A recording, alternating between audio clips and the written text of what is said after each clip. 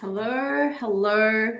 How are we doing today? It's Wednesday, it's the middle of the week, and I wanted to go live to really talk about sustainable futuristic cities.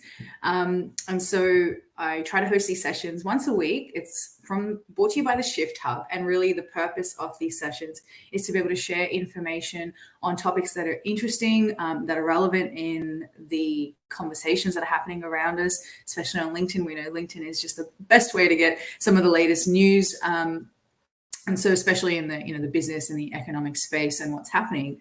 So we're going to focus on sustainable cities today, and it is one of the of the 17 sustainable goals. It's goal number 11, and it really is about creating sustainable cities and communities.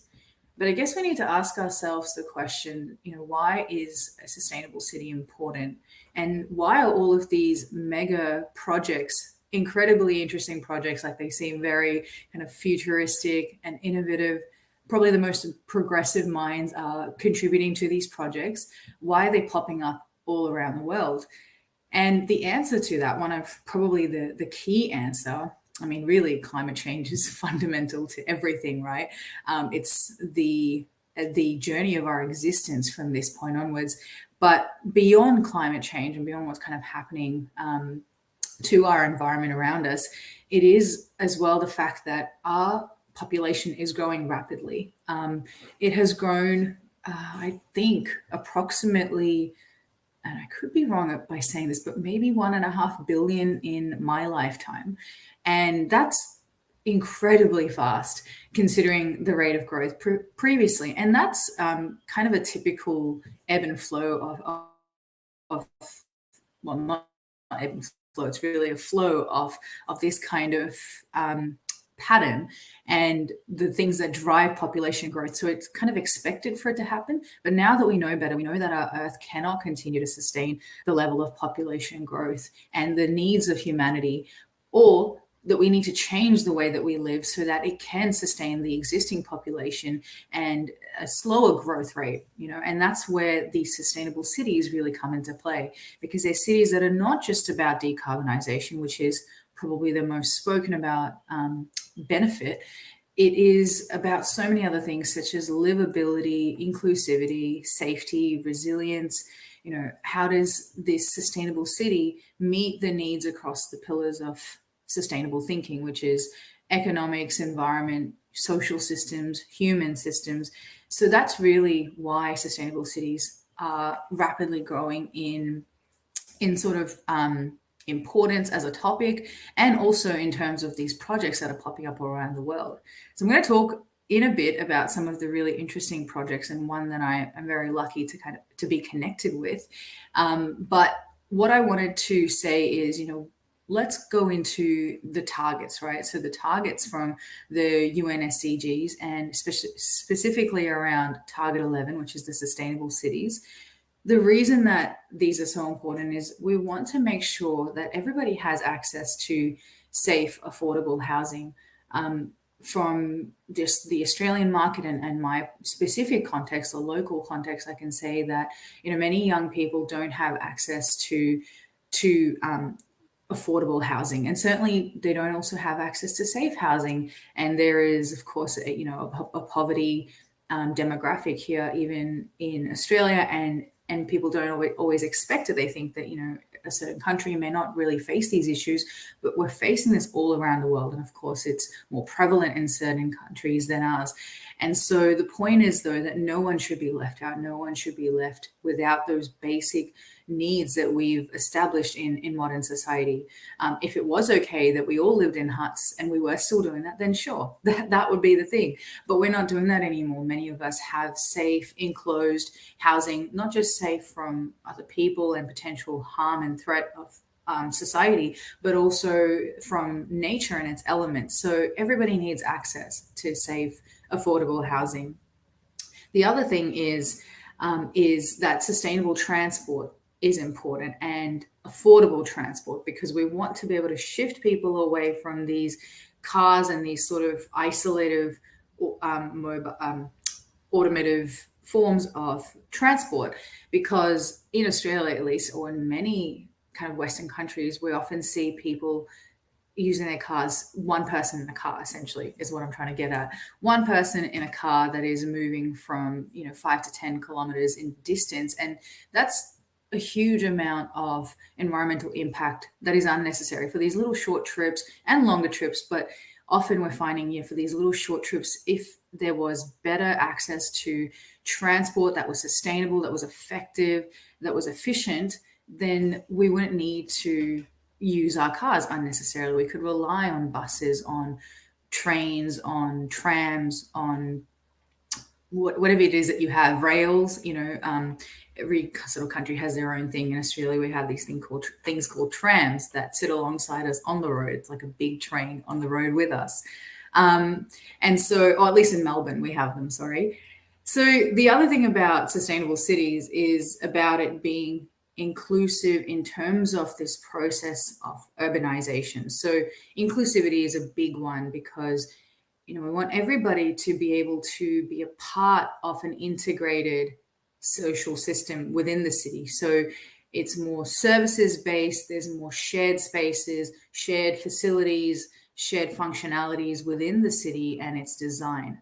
And that's really important because it then allows people to thrive more effectively in this community space and use only what they absolutely need, not just, for example, in communities where they have shared gardens or spaces to grow fruit or even to cook their food, fruit and vegetables, but even to cook their food, they're able to take only what they need from the garden and then maybe cook what they think they need. And if there is any waste or leftovers, it can either be used for someone else's food or someone else's dish or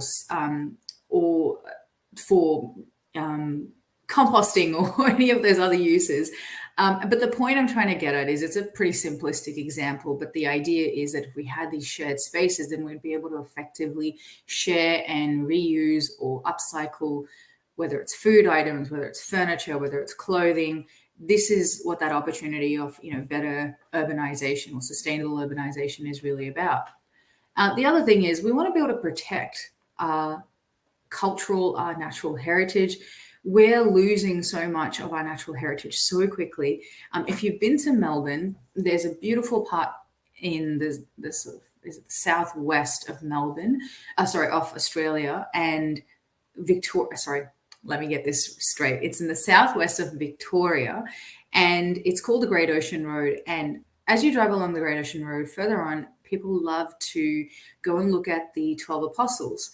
Now, we have had so much sea erosion and a rapid onset of this kind of erosion of these 12 apostles, which are essentially these rock formations in the ocean, close to the sort of beach side. And it is really sad and devastating to see that many of these 12 apostles have now been eroded to being essentially nothing, to small stubs. They were magnificent in their heyday, and so it's really sad. And that's just one example of how our natural culture has been lost, but also our heritage, whether that's heritage housing or heritage buildings, they're not being protected the way that they can be if we had a more sustainable, inclusive, integrated city design.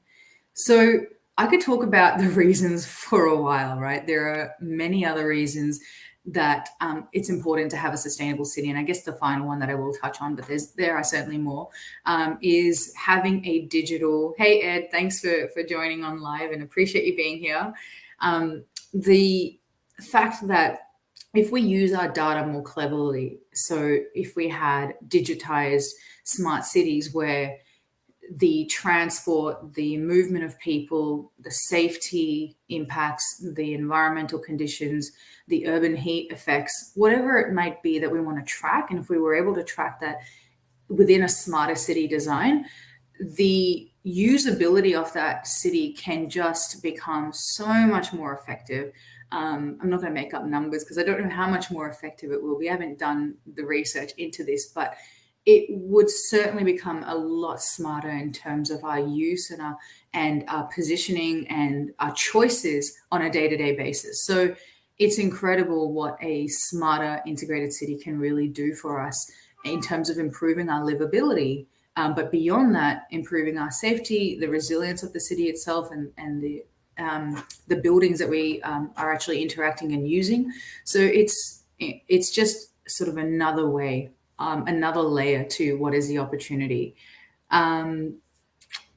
We've got someone who's just put up a website about Shalendra. I'm not sure what the website's for. Maybe you want to clarify what you're posting about. If you have a question, feel free to drop in a question.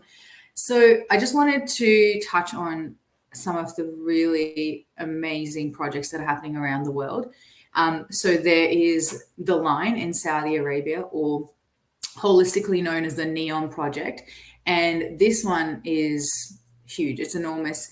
There are 4 key developments that are happening, the Line being one of them, which is essentially a 170-kilometer long skyscraper trail, essentially, where people will live in a very integrated society, and almost any amenity or facility or function that you need for your day-to-day life, and for to be able to not just live but also thrive, is within a 5-minute walking distance. So it's huge, right? It's huge what this project is trying to achieve, and it's incredibly powerful as well for people. So the NEOM project is getting $500 billion plus in terms of funding, and it's just this large-scale innovative project that is absolutely changing the way that we think about living. But it's not just about the livability that the Line is trying to create. It's also about the way that we interact with the rest of the world through a globalized, much more effective and integrated port system,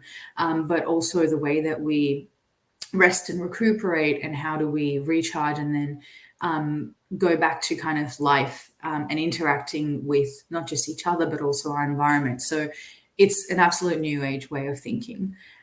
There are so many other projects out there as well. There is the BiodiverCity in Malaysia. That is a project that is essentially made up of these artificial islands, and they're all going to be off the shoreline of Penang Island in Malaysia. So this is essentially a place where we can see this coexistence between people and nature, and through these sort of pad-shaped islands that they're looking to, or lily pad-shaped islands, they're looking to house up to around 20,000 residents. I guess it's a process of testing and assessing this livability, and then expanding from that point onwards.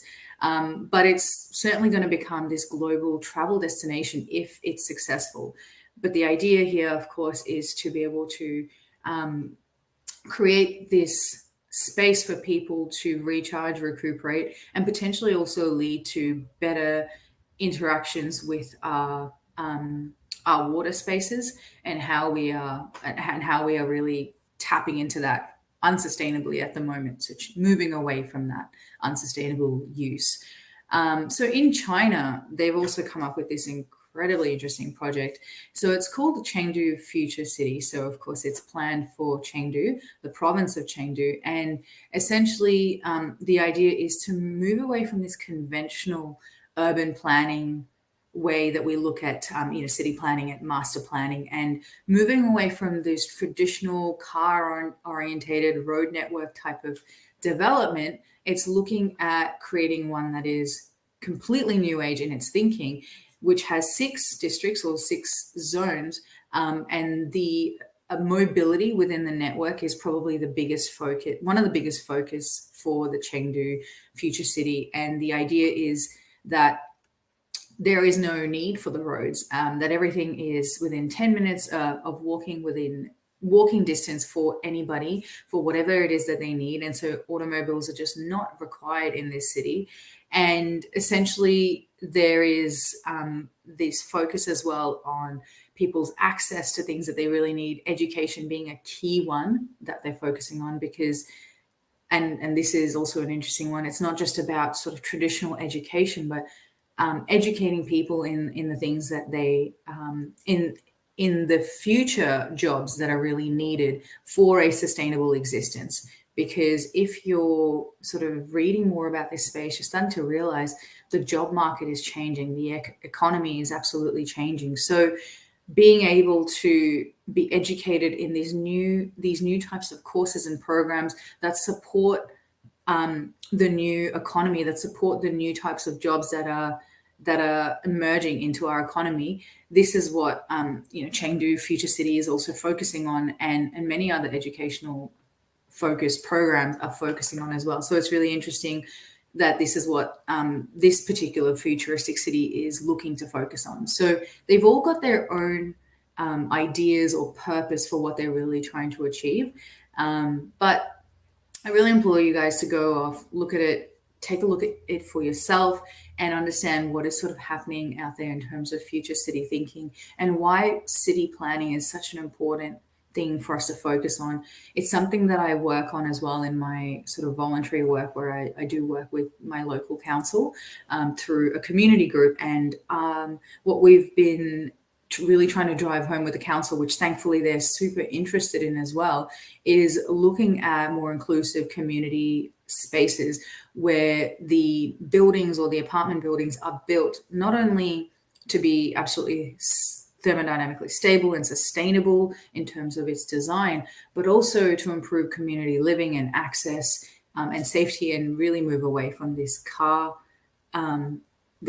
culture that we have, especially I know here in Australia or in Melbourne. I keep saying Australia, but really I'm from Melbourne, where everything is super spread out. So it's a really interesting idea. It's going to solve huge amounts of problems, from energy consumption and carbon, material use, food production and use and wastage, livability and access, safety, resilience. It's in terms of living and infrastructure and design, it's going to really be a game changer, this way of thinking.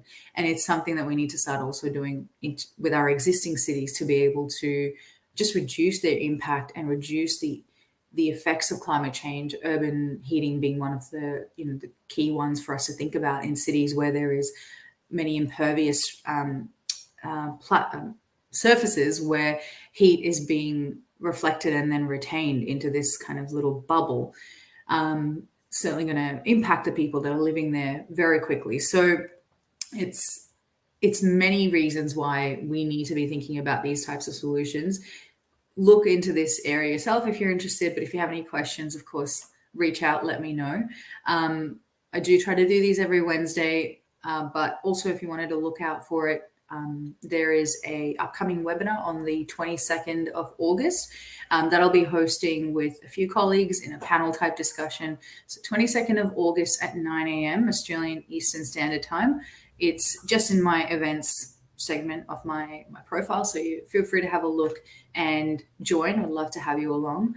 If you have any questions or thoughts, please feel free to share, and I hope you have an incredible day. Take care of yourselves. Bye, everybody.